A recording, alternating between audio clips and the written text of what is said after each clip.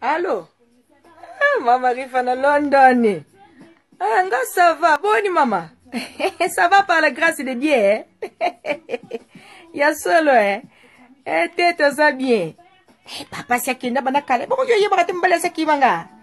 Eh, ngandi kana lobela makamu ya batu ngana katseki ba lobela ka pe yangate. Ayo ki parana makamu te. Omoni mama ke fana sa ko yebiso eh. Ata ko ki para makamu batu bi fo luka ko yeba kaka. Po moni ata bible za ko lobana biso bi yeso ya lo kwa mu yibi eh. Omoni mukola enlèvement so ko za ki bibo ko tika le mama. To ki makamu batu fo ko yeba ngana landila kana kota kanda ndaku mama blagi te. Eh. Eloko ni ntoko wela ngana yi. Alemba kina yeko liya ba pizza na ko liya bloka manzanza. Po ngata ya ko lambe zo za te ko tonga si ko tonga mama. Chika. So kina koti na WhatsApp.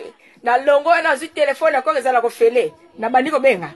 So kina koti messenger ke ba na kota na Facebook tenza ka susu. Zaika ko liya bloka ba micro-ondes te. E komi ko bota ko swane pi ba rapport. Oh ngalobi onga mwasi mobimba soki problème bimi kombo na ngezala kanga na kati ngala mais oui kombo na ngefosala na kati kombo na ngefosala na kati parce ngai makambo batu ngai fona yeba na ko tika na kidiba te soki likambo zali vedi kombo na ngefosala na kati parce ngamu naza ko panza masolo abantu osoko mona mutu na mutu fa de quand même titre na ye osoko mona ataka ngaba no kuchanga makelele wana boye boti be compréhension ale. Ah oui, et puis asolo balanga ni ote to bana ko sala ka ba provision na ndaku na tika makambo ko tambola. Déjà, tant que amoni peut-être amoni kaka ki ona sala ki lokola bo moni ba ko pesa ngamo ba Francine bongo wa ko pesa ngamo toli bona bibo nandima.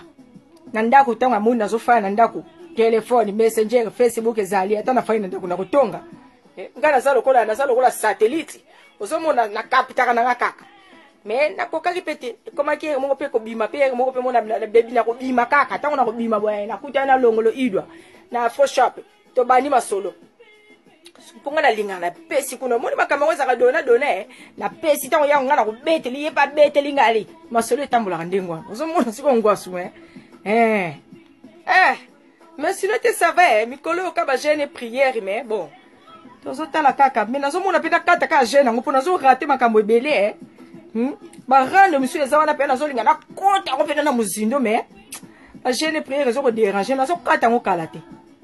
Ok, on s'en a malamu maman nangai. Ba bisous.